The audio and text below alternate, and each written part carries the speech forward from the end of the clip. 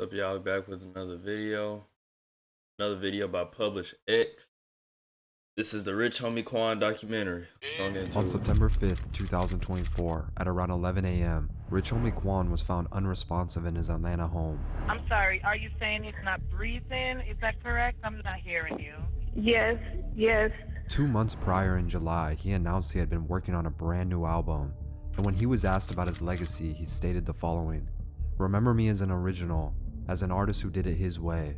Remember me as a hard kid from Atlanta with a dream, who believed in himself, bettered himself, and won." Counted $1 million to my hand. Yeah. Cities that down, I don't know what he stand for. VVS shining, got them on free. Put your hands up. I am from Atlanta, and we don't go for that. Trick white coat on, yeah. Just a laboratory. She say I coin didn't work. What? Once again, Publish X, bro. I love how you do your documentaries, dog. If you watching this again, bro, one of my videos, I love how you do your documentaries, bro. I just be hating how when an artist dies or someone dies, it's almost like the culture pays more attention to us when we're dead. That is fact. DeQuantis Lamar was born October 4th, 1989 in Atlanta, Georgia, Zone 6. He was raised on the east side of the city with his mom and his younger siblings, but his dad and his grandparents lived in Decatur, which is where he would spend his weekends. Although he spent the majority of his time with his mom, he and his dad had a very close relationship, and that's worth mentioning because it's important later in this story.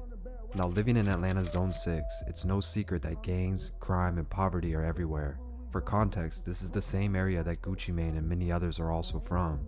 But unlike some of his peers, Quan actually managed to stay out of the streets for the majority of his younger years.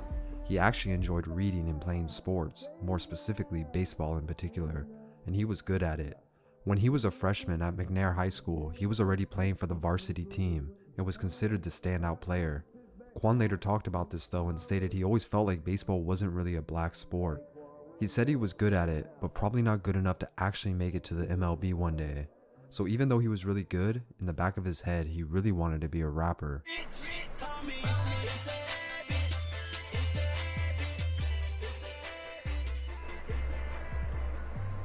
When he was a kid, he and his brother would download Afro Man instrumentals and rap over them on a karaoke machine their mom bought.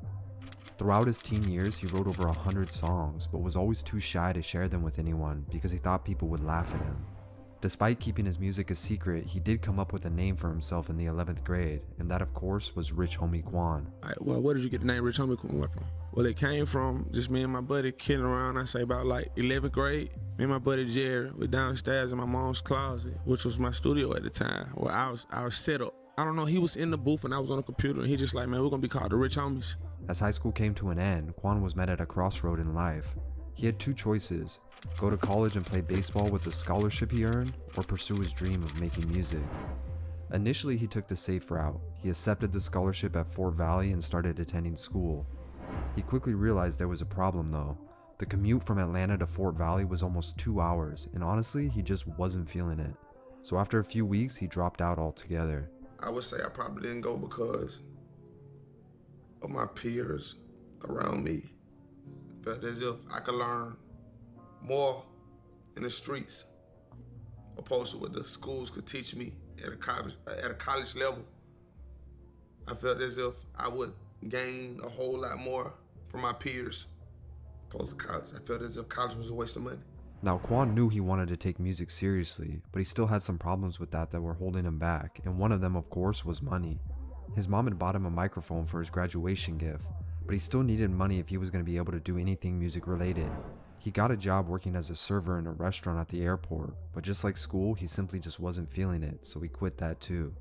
At this point, he felt there was really only one direction he could go, and he was feeling desperate. At that time, I was serious on music to a certain extent, but I was shy. You know what I'm saying? So like, I think I can rap, but I don't want to let nobody hit these songs because I don't want them to laugh at me. You know what I'm saying? So I was like, man, I don't know, maybe I would give me a little money, might have a little more to talk about. I was in the school breaking rule, misbehavior. Shout out to Lil Dude, that nephew. Well, one summer day, his friends came and picked him up. Quan says he honestly didn't know what was going to happen or where he was going. His friends simply said they were going to go cut some grass, but that's not exactly what happened. They pulled up to a random house, everyone hopped out, and Quan stayed back in the car. His friends proceeded to almost pull off a home invasion. I say almost because they all ended up getting caught, Quan included. Fortunately for him, it was his first offense, so he bonded out and was back on the streets the next day. This was the first time he had ever really done something illegal like that, so you'd think it would scare him, but that couldn't be further from the truth. In fact, the only thing Quan was actually thinking about was how he could probably get away with it if he'd moved smarter than his friends did that day. He also felt like if he got his money up, he'd had more to talk about in his music and would make it more interesting, and that's how he justified it to himself. So he got a crew together and made a plan to rob some houses, even taking it as far as to only rob in the daytime because invasions at night. Bro, that's crazy. Rich homie Quan hopped off that porch late, bro. Know what y'all rappers be saying? Hey, bro, y'all be hopping off the porch late. It gave more time if you were caught. Over the coming months, they hit 15 to 20 houses up, stealing TVs, jewelry, and anything of value they could find. And I was doing a lot of bad things to get the money. Breaking in houses, stealing. So if you got a 40-inch TV, that's $400. If you got a 50-inch flat screen, that's $500. 60-inch, $600, etc. and etc. The money had me so blinded, I didn't know what I wanted from life. The biggest lick they hit was worth around $9,000, which of course was life-changing money for him at the time. In his head, everything was going according to plan. He upgraded his home studio and was planning on paying the local DJs to play his music in the clubs once he finished recording some new songs. Unfortunately for him, he never got the chance, and once again he was caught and booked. Since he was already fighting his other robbery charge as well, this time he was denied bond and he had to sit. Now he was in county jail just reflecting on everything he had done, trying to come up with a new plan. The first 6 months he was locked up, he didn't tell anyone that he rapped, because again, he said he was still shy about sharing it. One day another inmate started banging on the tables and started freestyling. The guy was good and everyone went crazy for it. But Quan couldn't help but feel like he was still much better. That night he went into his cell, stayed up late, and wrote a new song. The following day, Quan mustered the courage to go outside and do the same thing the guy had done. He rapped his new song for everybody, and just like he hoped, they went nuts for it. They actually liked it so much that people started giving him their commissary just for him to perform. I had 31 inmates in there every night. Quan, you gotta rap tonight, bro, before we go to sleep. I was the radio, man. I was in there rapping for snacks, man. You know what I'm saying? Like real talk. Are you like, serious? On God, man. Rap for $2, man. Give me a honey bun and some chip, boy. I'll rap all night for you. This was a crucial moment for him because it was the first time he got that. Bro, that's wild, bro. You rapping for commissary. I ain't saying shoot, it ain't no hustle up in jail or prison, but it's like really unheard positive of, bro. feedback, and it gave him that new kind of confidence. He knew if he beat this case and got back outside, he could finally take this music thing seriously. In the meantime though, he was stuck in there, and the only productive thing he could do was try and perfect his craft. Although he had been reading books since he was a kid, he said it wasn't until he was behind bars that he read his first books with full understanding. Quoting, "When I learned how to really read a book, it took my mind to a whole other place." For the remainder of his time, he spent his days writing rhymes, but he always referred to them as his poems.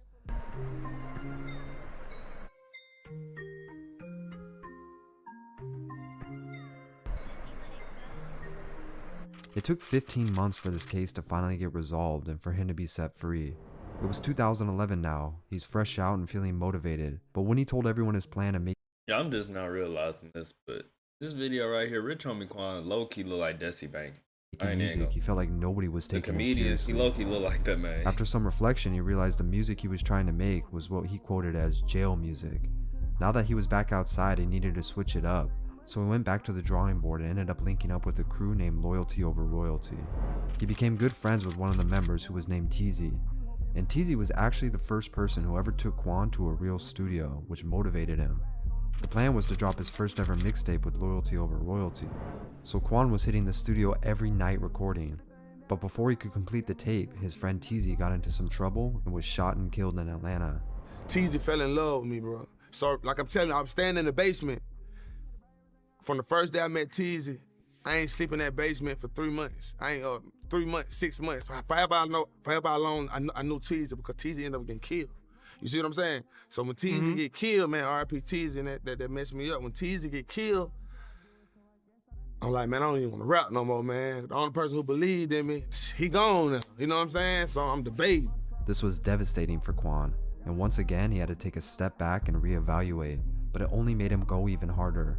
Finally, in April of 2012, he dropped his first ever mixtape titled I Go In on Every Song. As you can expect, it didn't gain him That's much a hard attention at title, the though. time, but now he had something to show people and he still had a plan. He used all the money he had saved to print out CDs and started passing them out throughout Atlanta. Clubs, retail stores, and DJs. It didn't matter, he just wanted to get his name out there. Remember, this was still a time where doing the groundwork was just as effective as using the internet.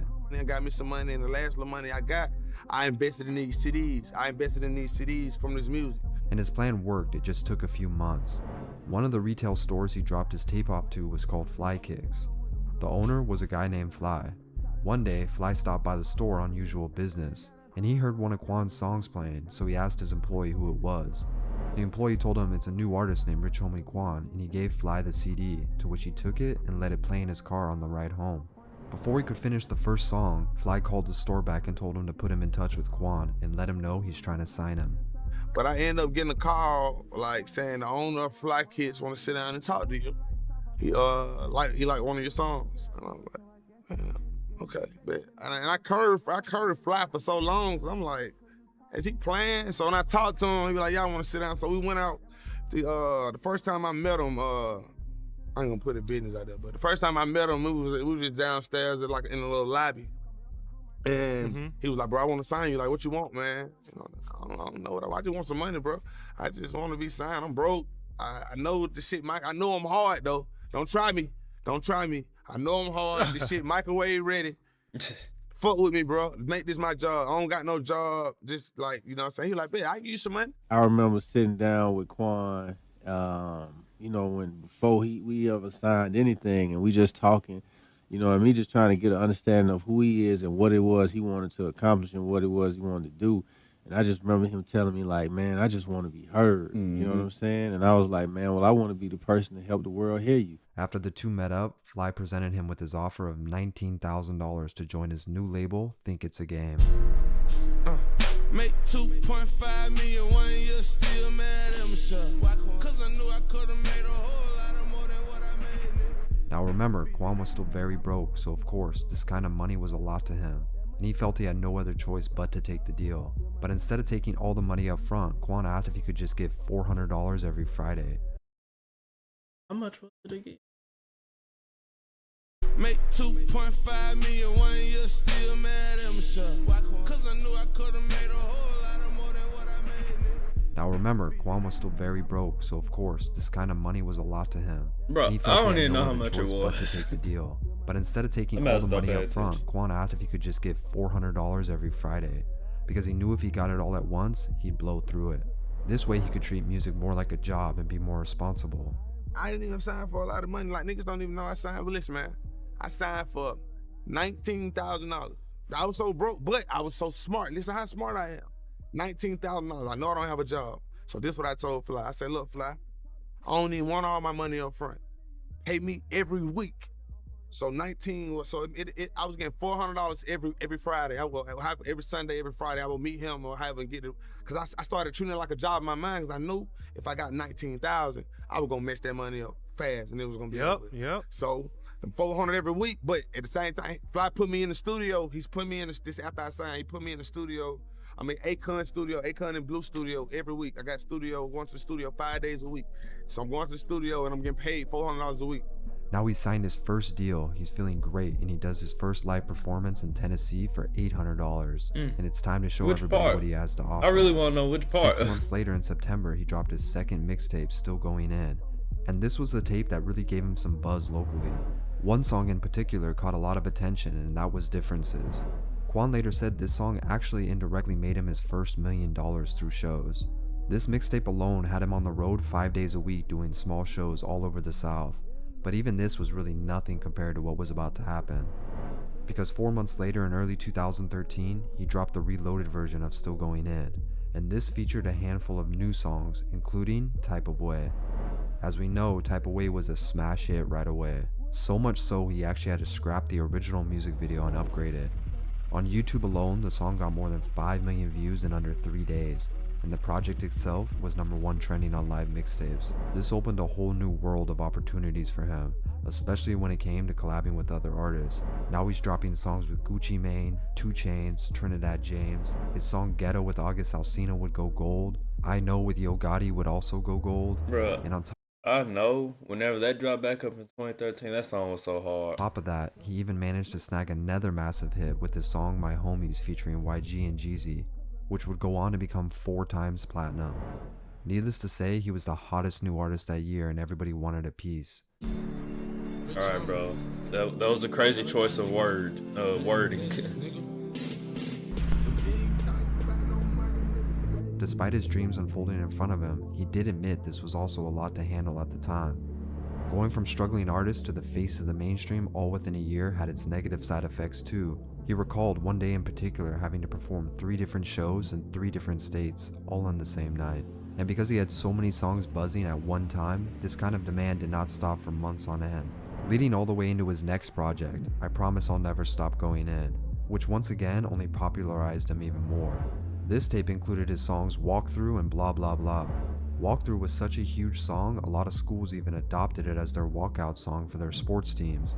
But even more importantly, this tape gave us the first ever Rich Homie Quan and Young Thug song called Get the Fuck Out My Face. The song itself wasn't the biggest, but it was the first time we would hear them on a track together, which is going to be important for the next part of this story shortly.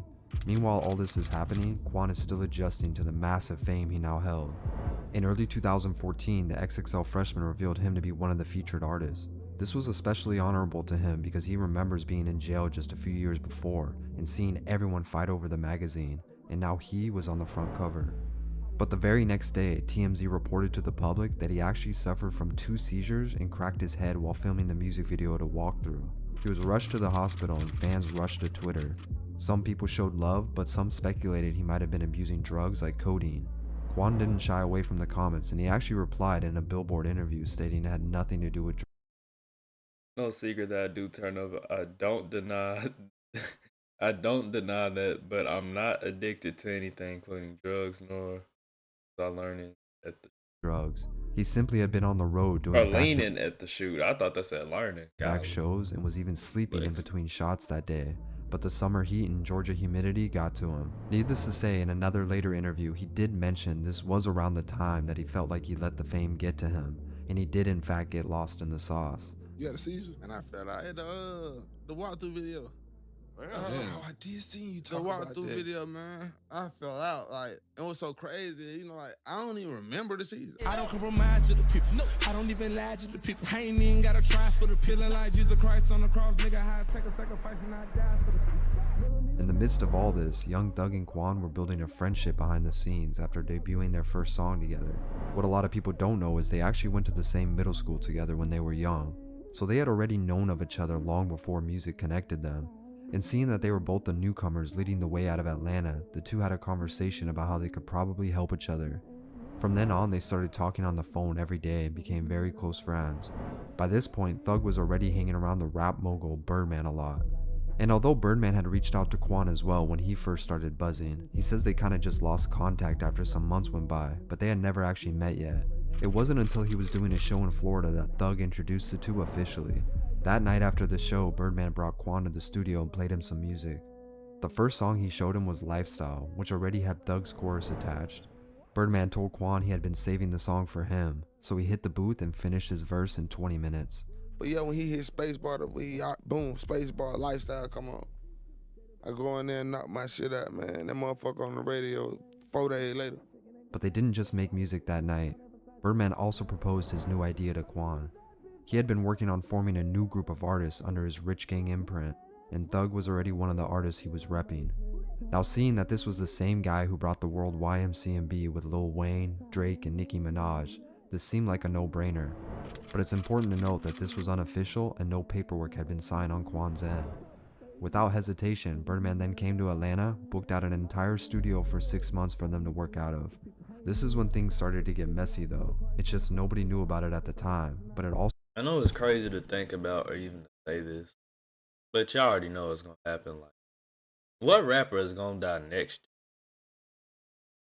I know that's something crazy to say, but it's facts, dog. These rappers be into so much stuff. Like, even though Quan did die from, you know, drugs. I mean, it was clear that from that interview that he did, that man was on Also brought drugs, us some of bro. the best He was music doing that way too year, much and with stuttering, songs and he like just looked Lifestyle, out of it. maybe even The Decade. Lifestyle would be the nail in the coffin for anybody who still might not have heard Quan's music yet. It goes without saying the song was an absolute massive success for him, Thug, and Rich Gang. And although a few other artists were also repping Rich Gang at the time, it was obvious these two were the superstars, and that's exactly what they were. Their collabs quickly became fan favorites, and according to Quan, the two lived on top of each other, with Thug's apartment being above his. So when it was time to record, he would just bang on the ceiling and let Thug know he wanted him to come down. And that's how we would get the Rich Gang Tour mixtape in late 2014. But as I mentioned, not everything was as good as it seemed on the outside. See, Birdman still had a problem in that he was still putting a lot of pressure on Quan behind the scenes, because he wanted him to officially sign to Rich Gang and get that paperwork done. But there was always one person in the way of that, and it was Quan's dad. Remember I stated earlier he and his dad were very close, and he was even one of his managers now. His dad was hesitant to allow him to sign anything with Birdman, and rightfully so. This was causing tension between the two, and allegedly his dad and Birdman even got into some heated arguments about it. But that's not even all of it. In September of that year, two men barged into his dad's barbershop on an alleged robbery and shot his dad 4 times. Golly. Now he would end up making a full recovery eventually, but this was really the beginning of the end of Rich Gang. A video then leaked online of Quan talking about the situation, where he even mentioned he knew Thug and Birdman had something to do with the robbery, but he just had no proof. Everybody been talking about it. I'm gonna just be a man and answer myself. Right. Straight up, man. No door has something to do with it. You can't prove. Right. Point blank period. His theory was that maybe Birdman was trying to get rid of his dad so he could try and take more control of him and his music. And he also mentioned that when they were doing shows, Quan was the one who was always getting the larger checks. This was very confusing for fans at the time because Rich Gang seemed like the next big thing, and they were making chart-topping music together, but really that was all about to end. Blind nigga with a push out of kid. I ain't looking for the swoop. I need a bitch who got a me. I want a bitch with some loot. Who gon' take care of her kid? I mean, make sure her kid. In January of 2015, a man named Big Nut was standing in a parking lot Big outside Nut, of an bro, Atlanta that is barbershop. crazy. At around 7 p.m., a car pulled up and started firing That's shots, a crazy name, killing bro. Big Nut and injuring 2 others in the process. Now, Big Nut was a well-connected man in Atlanta's music scene, and he was especially close with rapper YFN Lucci. We now know that YFN Lucci and Thug have a long history of beef with one another, and the death of Big Nut caused a lot of violence in the city. The police allege at least 4 other murders happened as a result of this, but at one point in time before, everybody was cool. Thug, Lucci, Big Nut, and Quan all hung around the same people, and Quan and Lucci were both signed to Fly's Think It's a Game label, so it made sense. But now that Lucci and Thug were entering a full-on war, people like Quan, who never even portrayed the gangster lifestyle, was stuck right in the middle. People were losing their lives, his dad was getting shot, and Birdman was still trying to tie him down to a contract. None of this is what Quan signed up for, and he was just trying to make music that made people feel good. So he felt he had to make a decision, and his dad advised him to step away from all of it, and especially distance himself from Rich Gang. So of course on his next radio interview, he made the announcement and said he was going to be focusing more on him. But I have been focusing more on myself. I've stepped away from the Rich Gang living just to get back to Quan. Right. People want Quan back, man. Although he kept it cordial and didn't diss anybody in the process, it goes without saying that Thug especially didn't take it well. In this video from one of his performances, Thug went on to call him bitch homie Quan. You saw the Golly, bro. It's stupid. So whenever Rich Homie Quan did die, is it like, because I know a lot of people said, you know, they think Young Thug got Rich Homie Quan up out of there because Rich Homie Quan had to go take the stand. And there was also people saying, you know, Young Thug just looks sad, but I don't know. I don't know. That bitch homie Quan. Again, at the time, most people didn't understand why they were going their separate ways. And when asked about it in interviews, Quan always insisted there wasn't an actual problem. What happened with Young Thug? What's the story there? You guys are friends and then the whole thing fell apart there? Or where are you guys now on this? Me and Young Thug, man, you know what I'm saying? Like, yeah, you know, like we can't, yeah, you know, he always my brother for life, man. You know, no hard feelings, you know what I mean? We both went to middle school together. We live in Atlanta. Right now, just a lot going on. You know, I'm still the same Quan, man. I've never said anything to trash Thug or banish his name, because that's not where I come from. Even so, Thug would throw little disses at him. Hey, fuck Rich Homie. Fuck Rich Homie. and eventually Quan did fire back a little.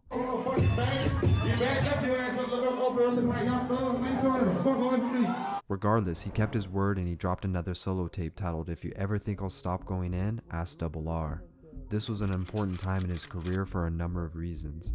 For one, the tape included the song Flex, which would ultimately become his highest charting song ever. Not only for the song itself, but for the dance he invented that would go viral all over the internet. The dance became so popular it even inspired the song Hit the Quan by I Heart Memphis, which has over 88 million views on YouTube. This proved Quan still had the ability to go viral on his own. He didn't need a major label and he didn't need Rich Gang. He even had a verse in the Fast and Furious 7 soundtrack, which was huge. So really he was at the height of his career. He had years of hits under his belt, he still had the momentum from Rich Gang songs, and now Flex is his #1 song ever. Things really couldn't get much better, and if there was ever a time to keep his foot on the gas, it was now. But unfortunately, that's not what happened. Instead, he kind of just stepped away from the limelight altogether. One of the reasons for this was he revealed he was suing his label Think It's a Game for $2 million, alleging that Fly stole $159,000 to buy real estate and pocketed another $500,000 from a distribution deal for the song Type of Way. The label then tried to sue him back for breaching his contract, but this never made it to court and they decided to settle it on their own for an undisclosed amount. This entire process took over a year though, and during that time, Quan felt it was best to wait until it was over, so he really wasn't dropping anything.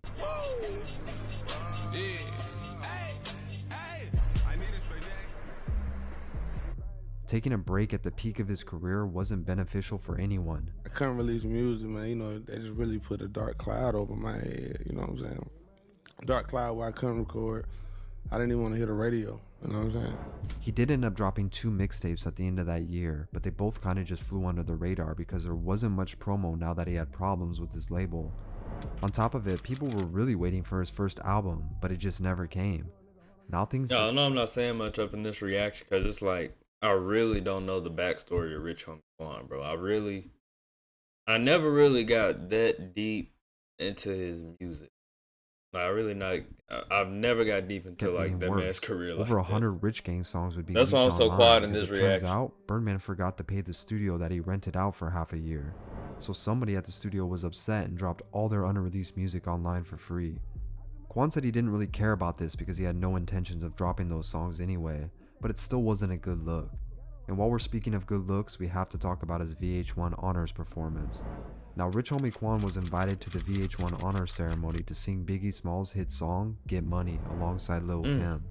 Fabulous was That's a big deal, bro. That's a big deal. To do it, but he had to back out last minute, which led them to asking Quan. There was no real reason for him to do it other than the fact that he needed to create a little buzz again. This was supposed to be an easy way to show face and pay homage to Biggie, but while on stage he dropped the ball and ended up forgetting the lyrics, which ultimately just led to an awkward moment and the whole thing backfired on him. You wanna sip bowl on my living room floor, play Nintendo with C's and Alamo. Yeah, hey, hands up. Look at Fat Joe. You wanna be my main squeeze, baby? It wasn't a huge deal, but it still got some backlash from the Breakfast Club, who awarded him their Donkey of the Day. Donkey of the Day for Tuesday, July 12th goes to Rich Homie Quan. Now that still wasn't all of it. In 2017, while driving to one of his shows, he was pulled over, and when the cops searched his car, they found a stolen gun, weed, and ecstasy. The prosecutors were threatening him with 30 years if he was convicted for this. The case would take over 2 years to finally be resolved, and ultimately it was thrown out for lack of evidence. But at the time it was a big deal. His hiatus was really affecting his career, and honestly none of his songs were charting the way they used to be. I'm trying to see what's going on. Why everybody think I fell off? Why everybody think I fell off? I don't know why they were thinking that, dude. You know what I'm saying? Man, I been waiting on y'all. I been waiting on y'all. You know what I'm saying? I still been, you know what I'm saying? Come on, I'm still the richest homie of them all. The legal battles, long break, and lack of an album had killed off any momentum he had left. Now make no mistake, his name still held a lot of weight, but the demand just wasn't there anymore. Man, I can't drop no music.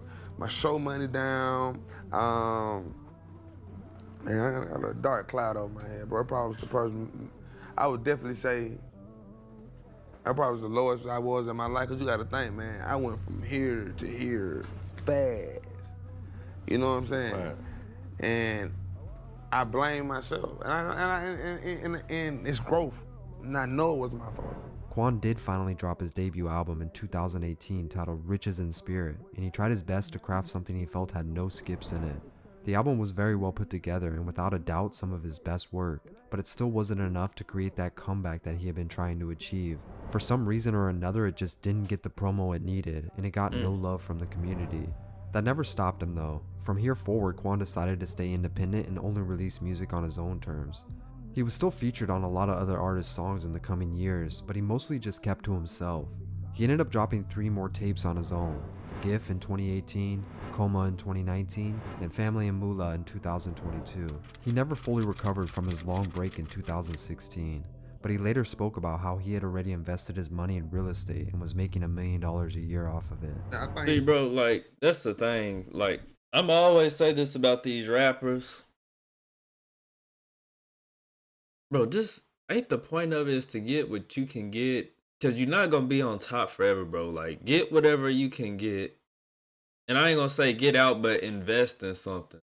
Like, people that got all this money, dog, they think it's gonna last forever. I mean, like, unless you Kanye or someone like that, bro. If you ain't got billions and you just got some M's, bro, like, to me, I don't think that money's gonna last forever if you don't invest it into something. Because if you look at like these rappers like Lives, bro, they're buying foreign cars, $500,000 up to over $1 million houses. Everything they put on straight designer.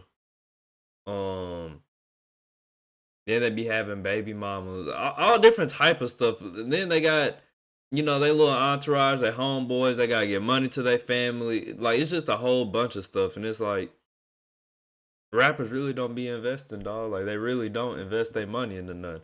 So it's really not even an L for Rich Homie Quan to make $1 million off real estate. Which, I mean, his career ain't going nowhere probably at this time, but I mean, bro, as long as if you still got the money coming in, who cares about that fame, bro?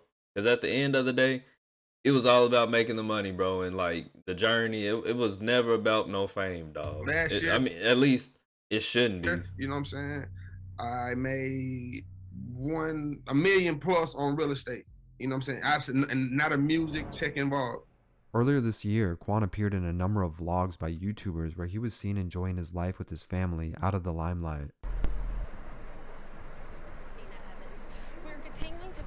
Breaking news from around the country, and this story is coming out of Atlanta, Georgia. I want to pull up a tweet for you right now. We do know it has now been 34 years old, bro. That's still young. The rapper has passed away at the age of 34. I watched you switch up on me, you were there to the wrong, and no one can tell me nothing, come my head, it was On September 5th, 2024, Quan was found at around 3 a.m. by his brother, laying in the kitchen with a little bit of food in his mouth still.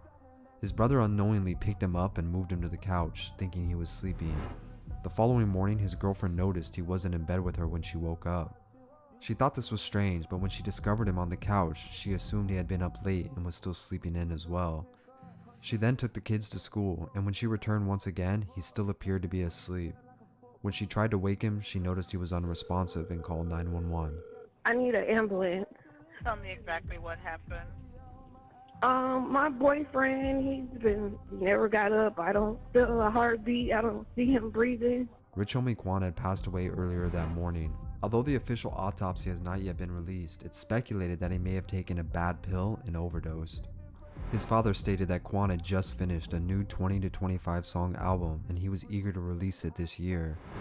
Rich Homie Quan helped not only change but pioneer a new generation of Atlanta's trap music, and he gave the world some of the best music of his generation. And for that, he will be remembered. So I just want to talk about stuff that the average person can relate to, like real problems that people see still. You know what I'm saying? Because those problems are still around me. You know what I mean? Even if I'm not going through them, I could talk. I could be the voice for the people who can't, you know what I'm saying, say nothing, or be the voice. That's all. So I just want to put you in a mind frame where you don't. All right, y'all. That's it for this video. Hopefully, y'all enjoyed it, even though I wasn't really saying much, bro. Cause I was really paying attention, dog. Cause I never really paid attention to like Rich Homie Quan's background, bro. Like I really haven't. But love you guys. See y'all for the next one. Peace.